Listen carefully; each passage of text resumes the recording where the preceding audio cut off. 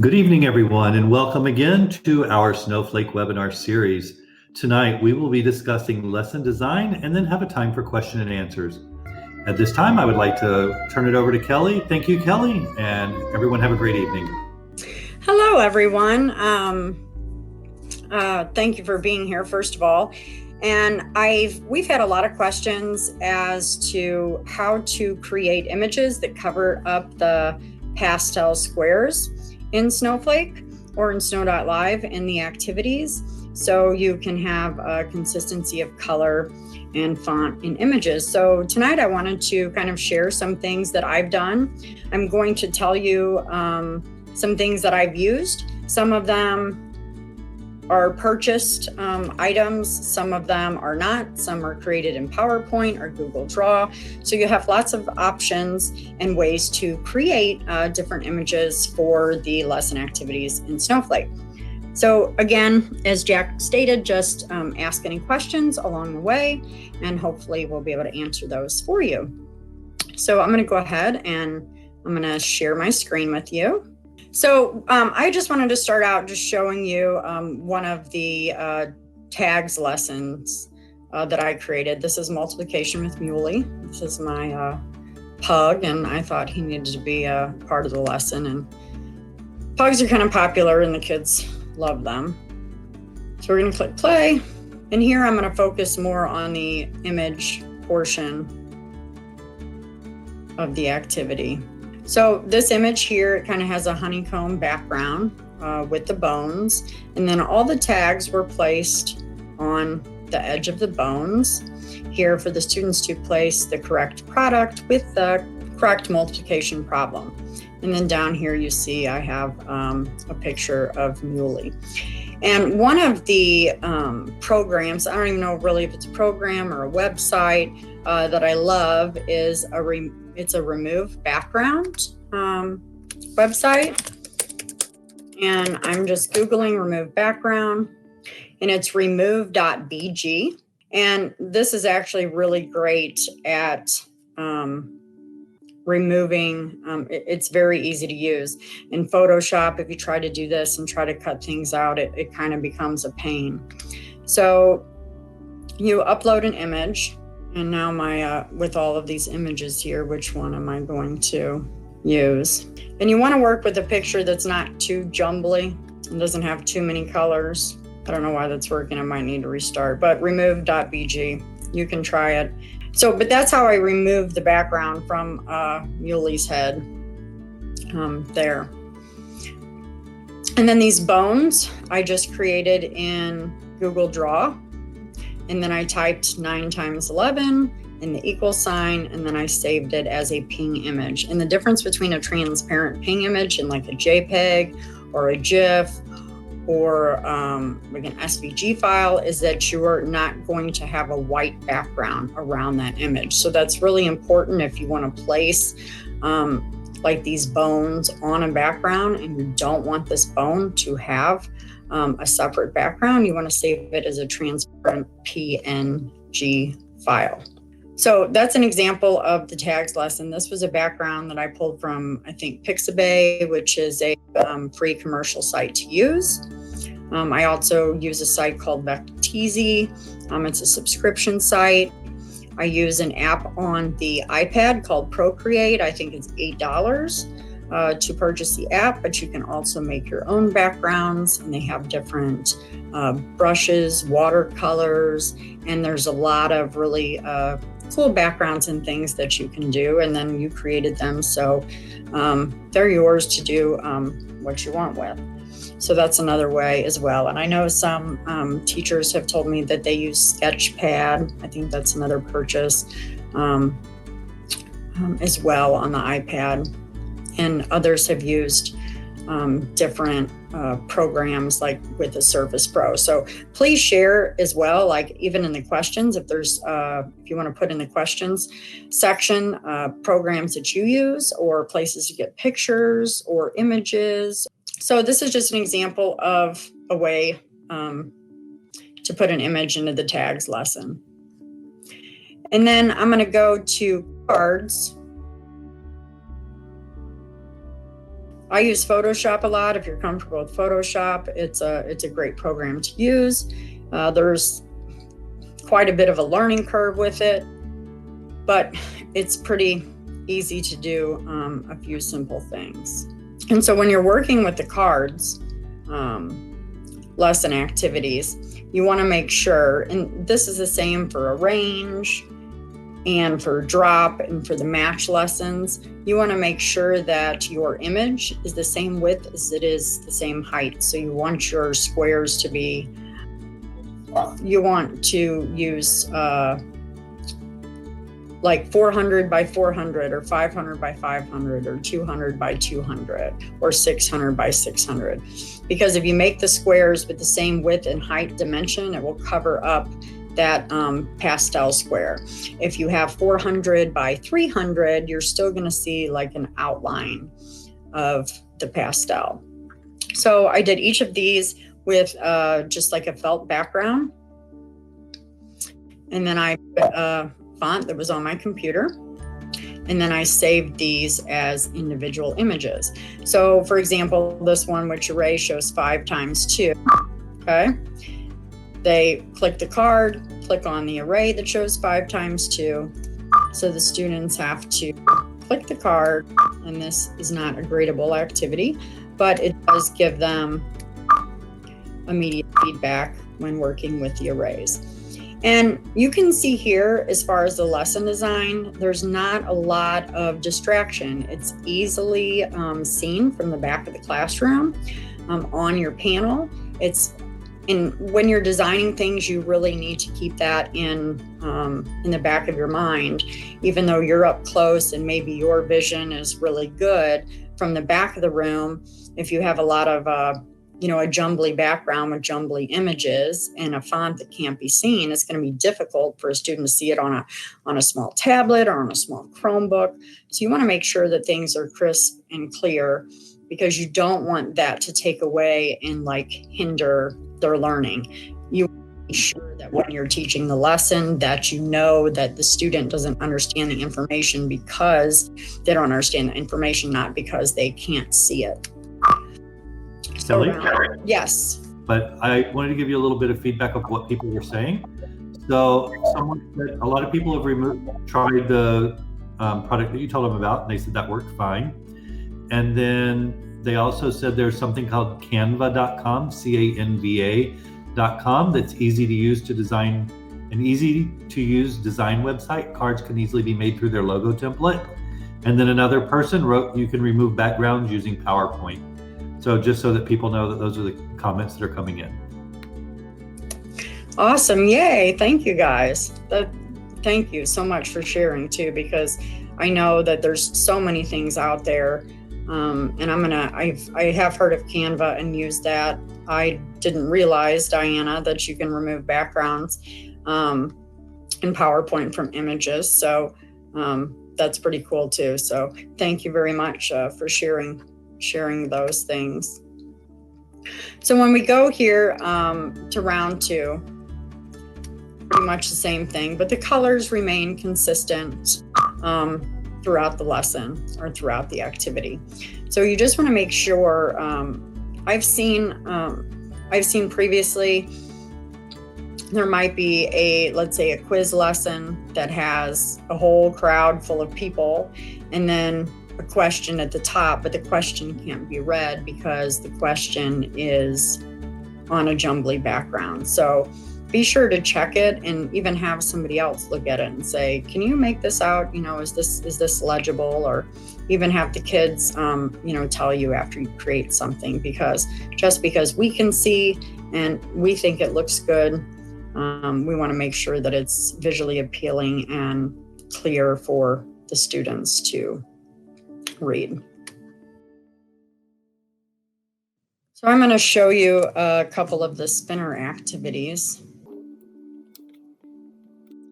So this was one of my, I think, favorite spinner activities, and the kids love this just because it's clear, it's visible, it's fun. And NUITEQ had, I guess it's maybe been in the last maybe 2 or 3 updates previous, they made it so you can add your own images to the segments of the spinner. So that just opens up a whole new world of, design activities and trial. And see, when I look at this now, I see that the shadow is applied. I'm not sure I really like that shadow right there, just because to me it looks a little blurry, at least on my screen. I still see it, and it might be my font. But this spinner is set up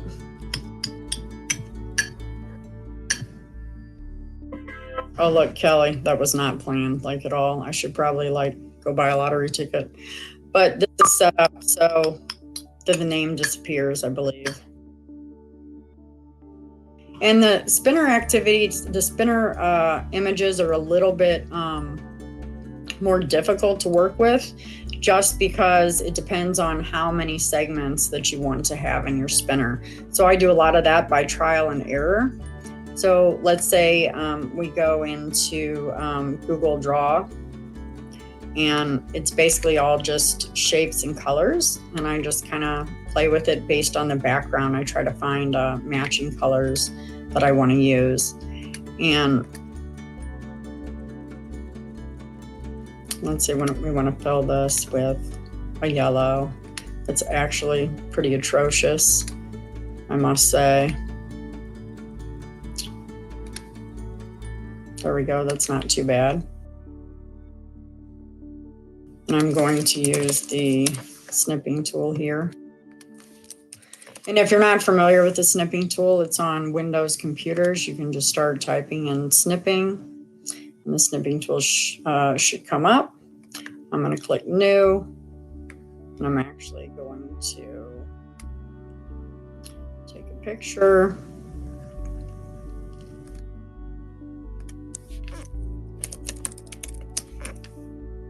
We're going to call this spinner 1. And then we're going to throw this into snow.live. So I'm going to edit this. I'm going to see what this looks like. So here I'm going to delete my image.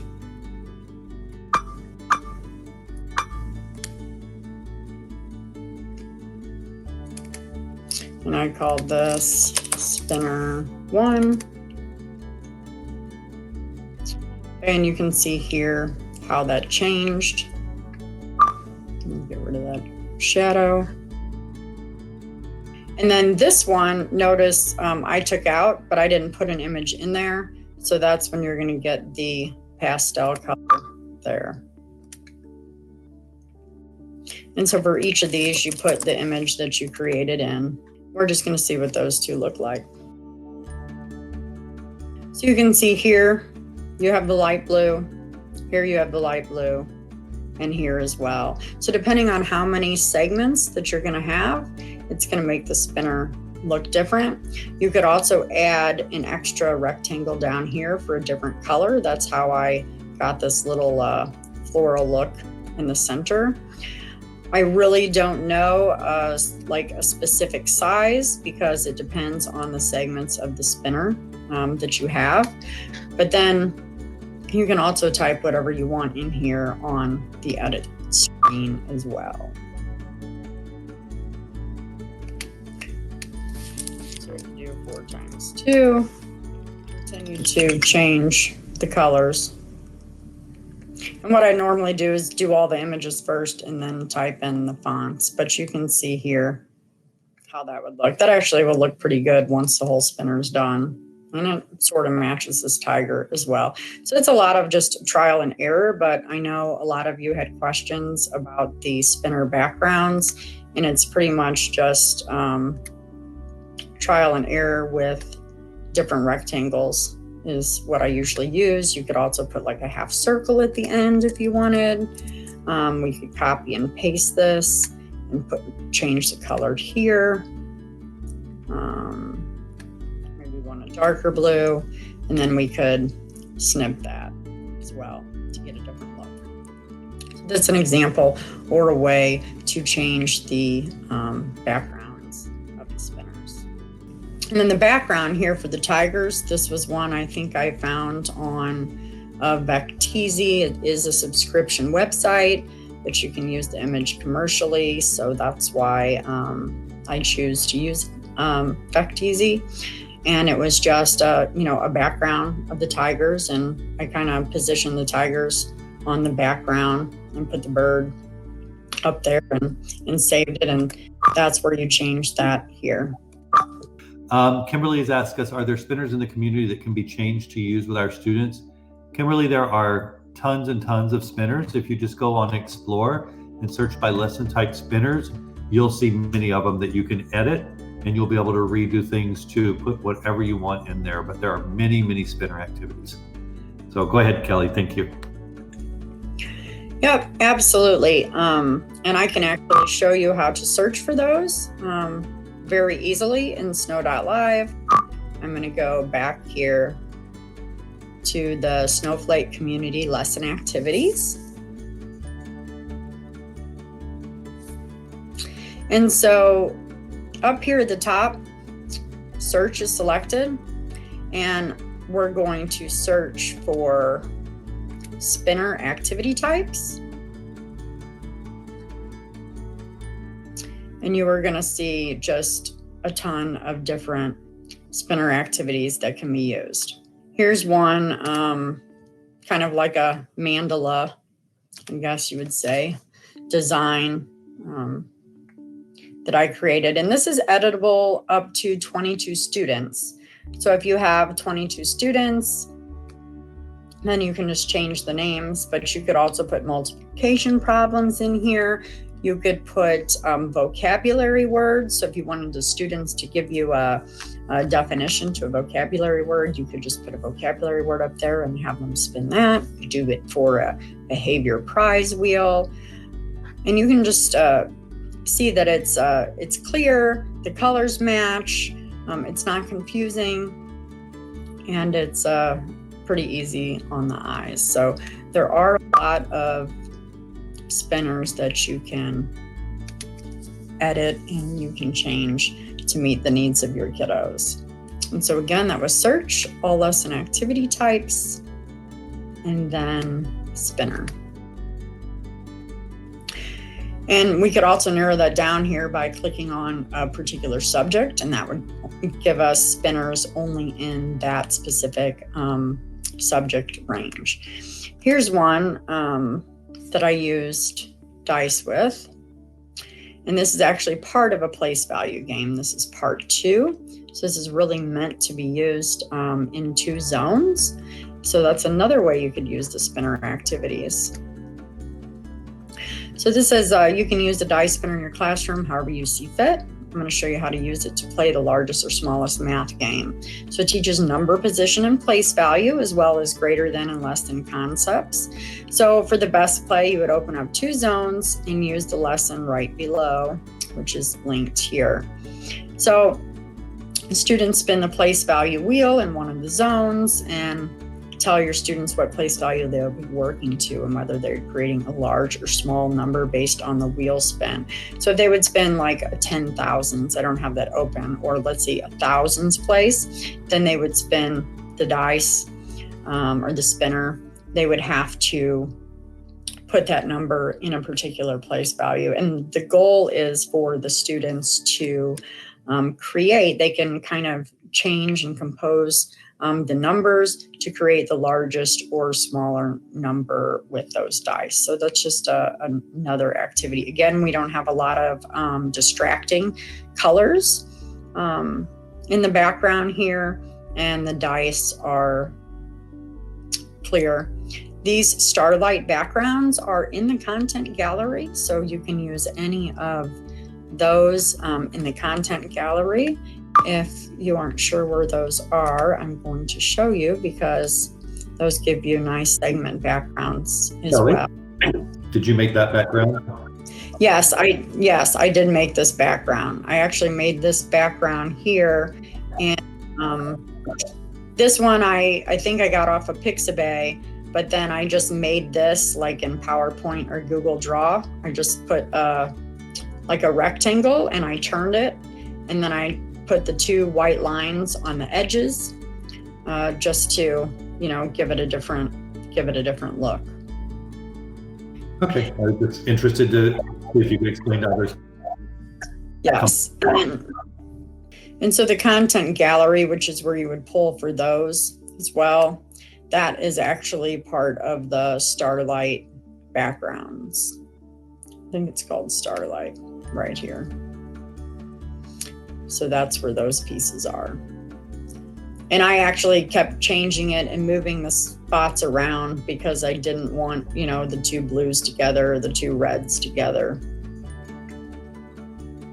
But that's also, I mean, you could use a spinner to teach fractions as well, because you could have the spinner sectioned off, maybe two blues, two yellows, two orange, two green, two red, etc. And then you could have the students work with fractions with those as well.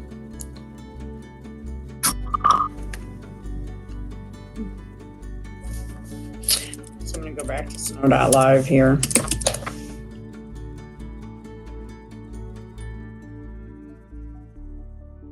And I do want to show you, so this is the other lesson here with the place values.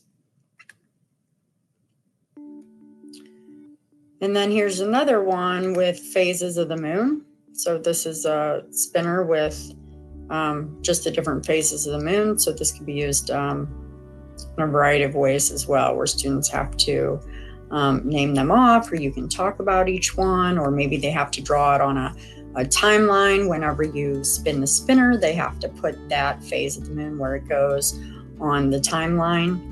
Again, you see there's not a lot of distraction. You can clearly see the phases of the moon, and you can see the bright yellow background. And this actually has the segments. There's what, 1, 2, 8 there.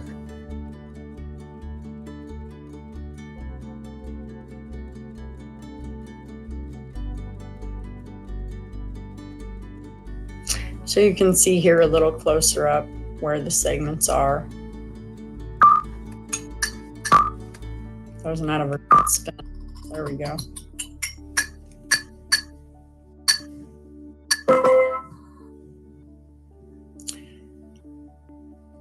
So this actually has a piece of the background as a rectangle, the white line. The rest of my rectangle was yellow. And then the phase of the moon was put on top of that. So for instance, I'm probably not going to be able to find my phase of the moon pack. But we'll try one of these. Let's try this little, my images folder must not be working correctly. Let's try this again.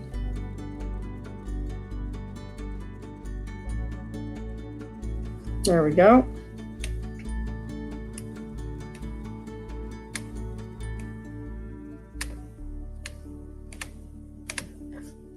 I'm going to go to my snipping tool.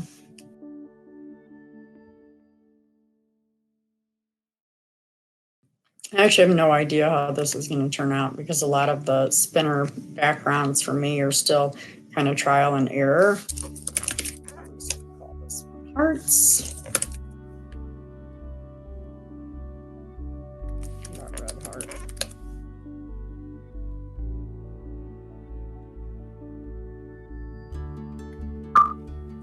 I'm actually going to create a new lesson activity just to kind of start from scratch, just like you would.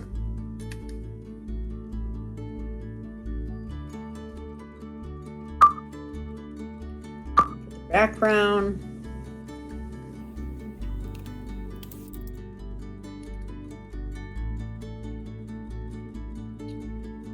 So you see it looks funny, right? Because we only have one piece of one content. We only have one segment.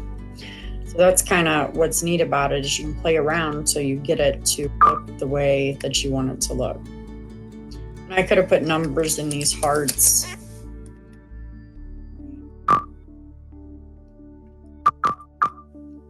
I'm just going to add a bunch, browse.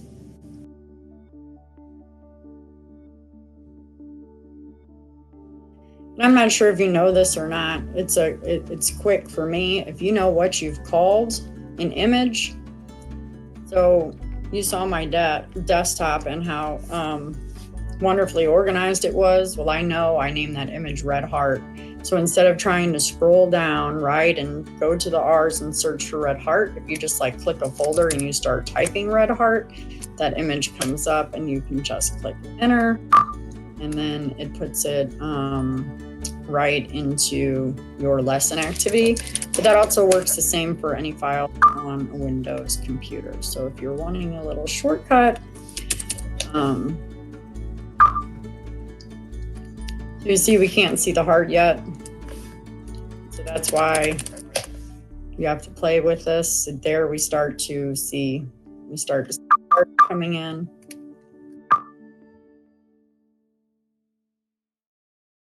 And you can see how easy this is after just creating an image. And by doing this, it kind of like sparks creativity, like for me to get ideas to do other things with spinners.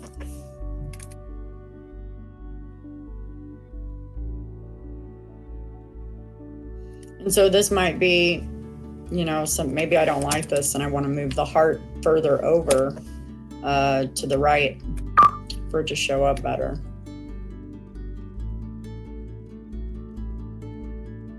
All right. So we're going to leave that there for now. And let's just do a image search, and I'm going to search for, let's say, these colors aren't the greatest together, but how about pink gradient background?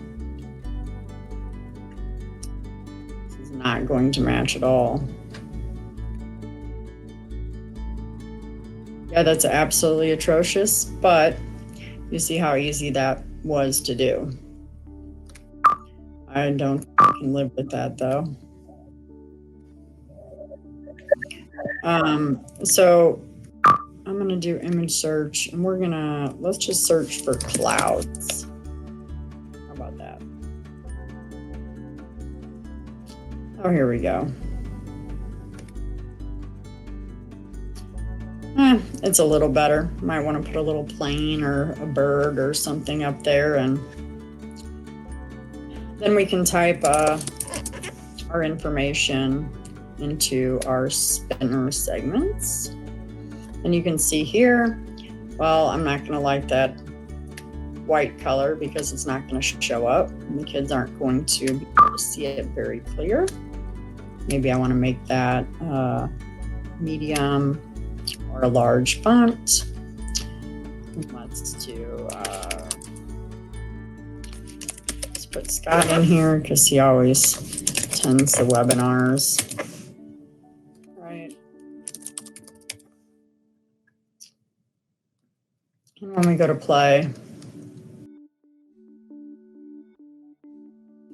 so you can see here, and if we add more segments, you can see how half the heart is here. If we continue to add more segments, then this heart would actually, you know, move in further. You could put numbers on the heart. You could even put a little problem on the heart with the student's name. So there's a lot of different things that you can do with the spinner. And those are just some ideas of how to kind of mess around with the images and the backgrounds of the spinner. Any questions on that? I know it's kind of like kind of quick. And would you be able to show one example of cards activity? Yes, absolutely. So in the cards activity, you're going to want to make sure that your dimensions are like 400 by 400 or 600 by 600. And we're just going to pull up Snagit here. So I'm going to do Snagit is another program that you can use. It's a paid program. I'm going to have a background here of transparent. Let's make it a green background here. So now I have my 400 by 400 image, and then I want to add a line here with a shadow, and let's type some text.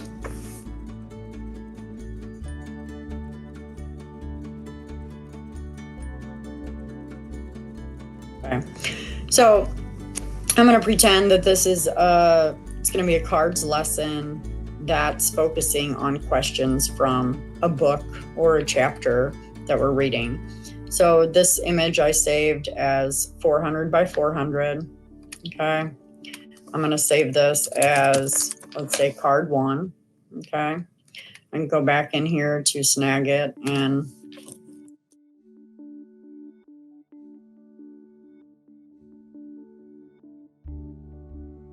file, save as card 2.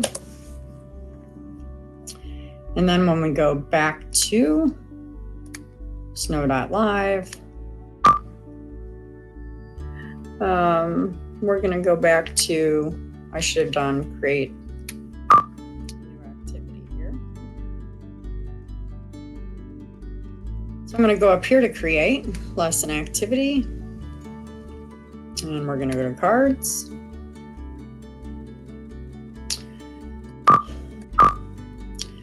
For my background, for my cards, I'm going to go to the card 1. Okay. And here you have a flip side. Okay, you have a front and a back to your cards. I'm actually just going to keep them the same for now. And then we're going to put our second card that we just created.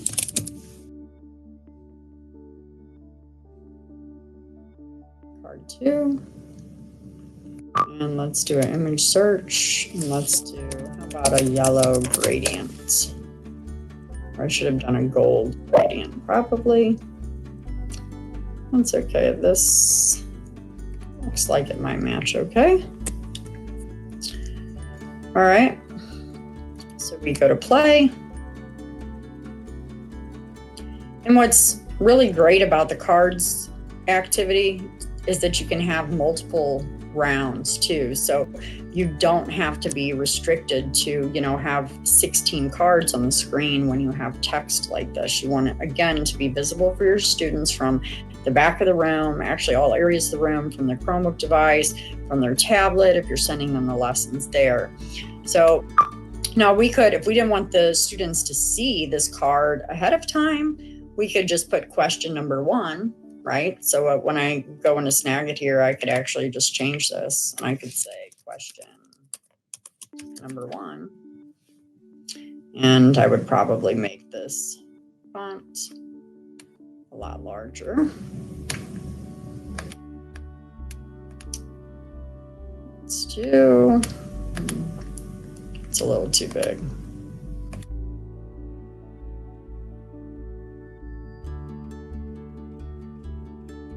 So I'll show you how that works.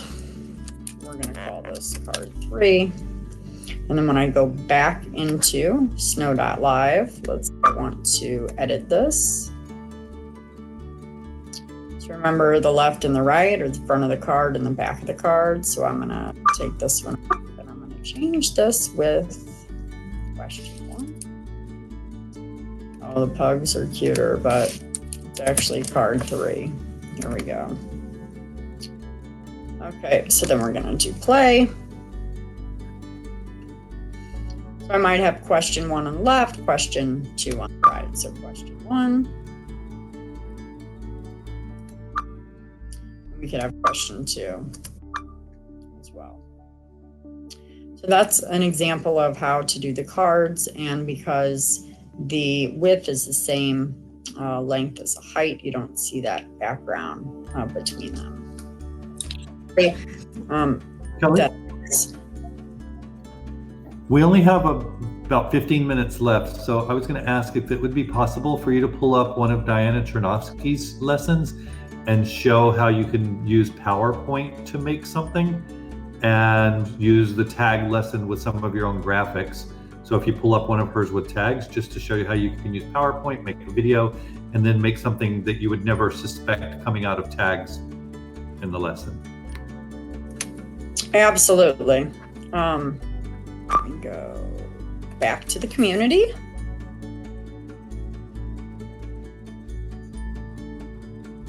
I'm actually going to go to tags. In the bar at the top, just type in Chernovsky. This one be okay here? Can't see what Sure. says. Yep. Yep, just an example.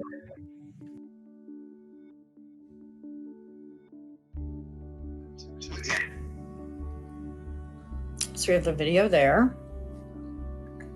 And so this Diana made in PowerPoint. And I love this because you have your information, right, over here to the right, your images over here to the left, and then the answers that they have to drag. And so my math expertise goes to, well, I would say 6th grade, but it's been a long time since I've taught 6th grade. But Diana used PowerPoint to create this image. And it's very easy to change an image in a tags lesson. It wouldn't really make sense here for me to change it per se. But if I go to edit and we go to customize content, okay?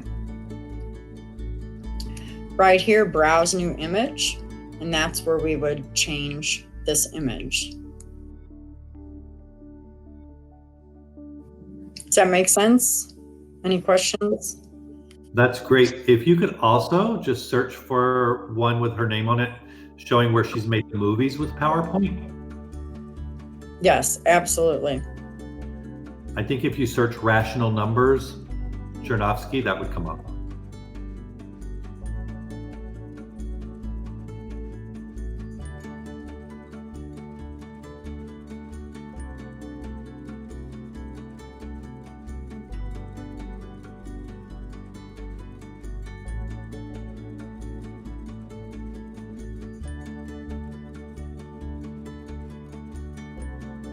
So this is just an example of where Diana has built in PowerPoint a way to build a lesson, and she records over a moving PowerPoint slide deck and then with her voice and teaches a lesson. But all what you see on the screen was created in PowerPoint, and it looks like the internet is buffering where Kelly is, so I'm not going to ask her to wait for that to go through because I don't want to take the time for us to buffer. But if you drag it along, like there you go, you can see how she's gone through and made different slides and then narrates the slides to actually teach the standard. And then if Kelly clicks out of the video, you'll see that there's a corresponding activity, again, built with tags that supports the standard that was taught in the video. So thank you, Kelly, for bringing that up.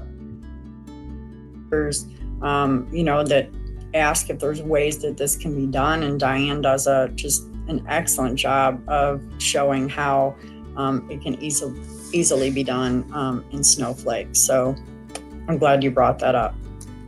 Thank you. So we only have about 2 minutes before we close out. So I want to ask anybody that has any questions, please feel free to put those in the questions part of the webinar right now, and I'll be able to get those over to Kelly, and then I'll let Kelly finish up. I know Angela had said that this is super helpful, and thank you, Angela. We love to hear that and know that, what we're showing is, you're going to be able to use in your classroom and apply to the activities. And please, if you guys create any activities, lesson activities, share them with us. Because we'd love to see your lesson designs. And if you come up with any other places where you use images or maybe even easier ways to create backgrounds from the spinners, we all learn from each other. So we would love for you to share those as well. So thank you. And at this time, I would also like to say, if you have any questions, please feel free to pop those into the questions category about what we've shown you tonight or any other night. And I would also like to ask again, I got quite a few responses from last week, but if any of you have any particular burning desire to see things in the webinar series, please email me at jr@nuitec.com. Anything that you think would be of interest in the webinar, email over the topics and we will try to plan out the next series of webinars to include some of the things that you guys are asking for. Our goal is that we can educate you to use the software the best possible in your classroom and to increase your student achievement through using appropriate use of technology. So anything that you think you might need some assistance with or any topic that you'd like to cover, please feel free to shoot that over in an email again to jr@nuitec.com. So this is the Twitter challenge to create a lesson activity. To share and tag, share your lesson actively on Twitter before 10/3/2020. Tag at NUITEQ Snowflake and then win a goodie bag for you and your classroom. Sharing more than one lesson activity equals more chances for you to win. I would like to encourage you to do so. And again, if you have any questions, you can email Jack as well about that. So we're excited to share that with you. All right, does anybody have any questions at all? Our time is about up. I think that's it. Sorry, we lost Jack too. He lost his internet connection. So I think that is it for now. Again, thank you everyone for coming. We have another webinar scheduled for next Wednesday. We'll be doing polls and how to create those and use those in your classroom. And thank you, Kelly, for hosting. I know you are all the way on the West Coast attending a conference in Seattle. So it's been a little crazy day for you as well. Yeah, Seattle traffic is not the best. So well, thank you again for being able to be part of this. Yep, absolutely. And thank you guys so much for attending. We really appreciate it and are glad that you're able to use what we're showing you in your classroom. And again, remember to share any information that you find out about using images in the lesson activities. Thanks so much. Guys, thank you everyone for attending this evening. We appreciate it. Again, feel free to email me any questions that you might have and any ideas for topics. It has been a great hour. Thank you, Kelly, for sharing with us. And we got some comments saying how helpful it was. So I'm happy that it was helpful to people. And we will see you all again next week. Have a wonderful week, everyone. Yep. Bye-bye. Bye.